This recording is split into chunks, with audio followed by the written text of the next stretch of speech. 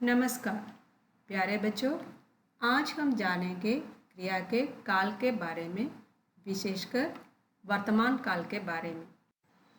बच्चों, क्रिया के काल या टेंस का मतलब है समय। हम जो भी काम करते हैं वे सभी काम किसी न किसी समय के अंदर होते हैं। जैसे कुछ काम बीते हुए समय में हो चुके होते हैं, कुछ काम वर्तमान समय में होते हैं और कुछ आने वाले समय में होंगे। अर्थात क्रिया के काल से यह पाया जाता है कि किसी कार्य हो चुका है या हो रहा है या होने वाला है। बच्चों, अब आप नीचे लिखे वाक्यों को पढ़िए। पहला वाक्य, रमा हिंदी पढ़ती है।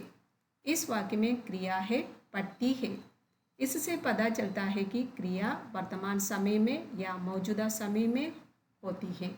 अर्थात रमा द्वारा हिंदी पढ़ने का कार्य आजकल होता है या हो रहा है।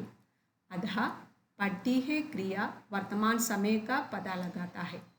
दूसरा वाक्य है, रमा ने हिंदी पढ़ी और इस वाक्य की क्रिया है पढ़ी।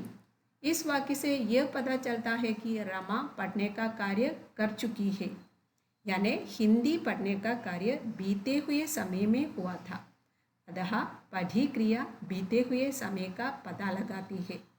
तीसरा वाक्य है, रमा हिंदी पढ़ेगी। इस वाक्य में क्रिया है पढ़ेगी। क्रिया के इस रूप से पता चलता है कि रमा पढ़ने का कार्य आने वाले समय में करेगी। अतः पढ़ेगी भविष्य काल का पता लगाती है। इन वाक्यों से पता चलता है कि क्रिया के काल यानी टेंस के तीन भेद होते हैं। जैसे वर्तमान काल यानी प्रेजेंट टेंस, भूतकाल यानी पास्ट टेंस, भविष्य काल यानी फ्यूचर टेंस। अब क्रिया के काल को हम विशद रूप से जानेंगे। सबसे पहले लेते हैं वर्तमान काल यानी प्रेजेंट टेंस।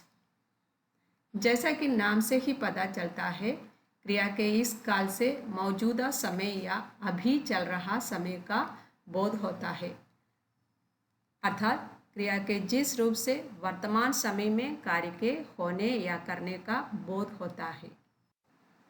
अब हम वर्तमान काल के भेदों की चर्चा करेंगे। वर्तमान काल के तीन भेद होते हैं। जैसे सामान्य वर्तमान काल यानी प्रेजेंट इंडेफिनिट, तात्कालिक वर्तमान काल यानी प्रेजेंट कंटिन्यूअस टेंस, संदिग्ध वर्तमान काल यानी डाउटफुल प्रेजेंट। पहले देखें क्रिया के सामान्य वर्तमान काल से क्या तात्पर्य है। इससे केवल यही पता चलता है कि क्रिया वर्तमान समय में संपन्न होती है। अतः सामान्य रूप से कार्य के वर्तमान समय में होना या करना पाया जाता है। अब बच्चों, आप ये उदाहरण पढ़िए। मैं पढ़ता हूँ, मैं पढ़ती हूँ, तुम पढ़ते हो, तुम पढ़ती हो। इन सभी वाक्यों में एक ही क्रिया धातु के साथ अलग अलग प्रत्यय जोड़े गए हैं। जैसे पहले वाक्य में ताहू, दूसरे वाक्य में तीहू, तीसरे वाक्य में तेहो और चौथे वाक्य में तीहो। ऐसा क्यों बच्चों, क्या आप जानते हैं? सामान्य वर्तमान काल में वाक्य का कर्ता में पुल्लिंग होने पर क्रिया धातु के साथ ताहू जोड़ते हैं। कर्ता में स्त्रीलिंग होने पर तीहू जोड़ा जाता है। इसी प्रकार वाक्य का कर्ता तुम हो और वो पुल्लिंग हो तो क्रिया धातु के साथ तेहो जोड़ता है। तुम स्त्रीलिंग होने पर क्रिया धातु के साथ तीहो जोड़ा जाता है। ये वाक्य भी पढ़िए। अजय पढ़ता है, अनीता पढ़ती है, लड़के पढ़ते हैं, लड़कियां पढ़ती हैं। इन वाक्यों में पहला वाक्य अजय पढ़ता है। इस वाक्य का कर्ता अजय पुल्लिंग है और एकवचन है, इसलिए क्रिया धातु के साथ ताहे जोड़ा गया है। दूसरे वाक्य का कर्ता अनीता स्त्रीलिंग एकवचन है, इसलिए क्रिया धातु के साथ तीहे जोड़ा गया है। मतलब यह है कि सामान्य वर्तमान काल में वाक्य का कर्ता पुल्लिंग एकवचन होने पर क्रिया धातु के साथ ताहे जोड़ा जाता है। कर्ता स्त्रीलिंग एकवचन होने पर क्रिया धातु के साथ तीहे जोड़ते हैं। अगले 2 वाक्य भी देखिए। लड़के पढ़ते हैं और लड़कियां पढ़ती हैं।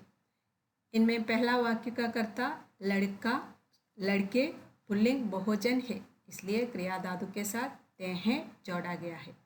लड़कियां पढ़ती है वाक्य में कर्ता लड़कियां स्त्रीलिंग बहुवचन है, इसलिए क्रिया धातु के साथ पढ़ती है, क्रिया धातु के साथ ती हैं जोड़ा गया है।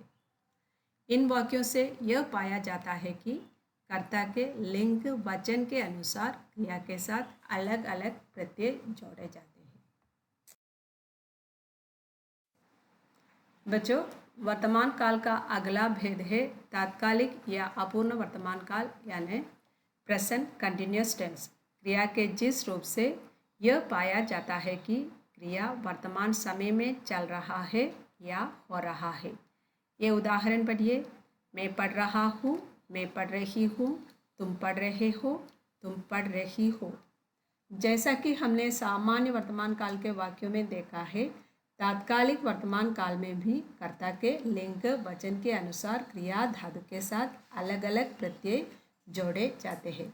जैसे मैं पुल्लिंग होने पर रहा हूँ, मैं स्त्रीलिंग होने पर रही हूँ, तुम पुल्लिंग होने पर रहे हो, तुम स्त्रीलिंग होने पर रही हो जोड़े जाते हैं। यह वाक्य भी पढ़िए। अजय पढ़ रहा है, अनिता पढ़ रही है, लड़के पढ़ रहे हैं, लड़कियां पढ़ रही हैं। इन वाक्यों से क्या पता चलता है? वाक्य का कर्ता पुल्लिंग एकवचन होने पर क्रिया धातु के साथ रहा है, स्त्रीलिंग एकवचन होने पर रही है, पुल्लिंग बहुवचन होने पर रहे हैं, स्त्रीलिंग बहुवचन होने पर रही हैं जोड़ते हैं। संक्षेप में कहे तो कर्ता के लिंग वचन के अनुसार क्रिया धातु के साथ रहा हूँ, रही हूँ, रहे हो, रही हो, रहे, रहा है, रही है, रहे हैं, रही है जोड़े जाते हैं। वर्तमान काल का तीसरा भेद है संदिग्ध वर्तमान काल या डाउटफुल प्रेजेंट। क्रिया के जिस रूप से उसके वर्तमान समय में होने में संदेह या शक या डाउट प्रकट हो, उसे संदिग्ध वर्तमान काल कहते हैं। उदाहरण, अजय पढ़ता होगा या पढ़ रहा होगा, अनीता पढ़ती होगी या पढ़ रही होगी। लड़के आते होंगे या आ रहे होंगे, लड़कियां आती होंगी या आ रही होंगी। इन वाक्यों से क्या पता चलता है? सामान्य या तात्कालिक वर्तमान काल की क्रिया के साथ होगा, होगी, होंगे, होंगी जोड़ने पर संदिग्ध वर्तमान काल की क्रिया बनती। बच्चों, सोचती हूँ कि आप वर्तमान काल के बारे में अच्छी तरह समझ लिए हैं। इस वीडियो में दिए पाठ को समझने के बाद यहाँ दिए गए वाक्यों को तात्कालिक वर्तमान काल में बदल कर लिखिए। वाक्य यह है, रमा रसोई साफ करती है, मैं कहानी लिखता हूँ, पिताजी महीने के खर्च का हिसाब लगाते हैं, चिड़िया गाती है। आज का पाठ समाप्त होता है। धन्यवाद।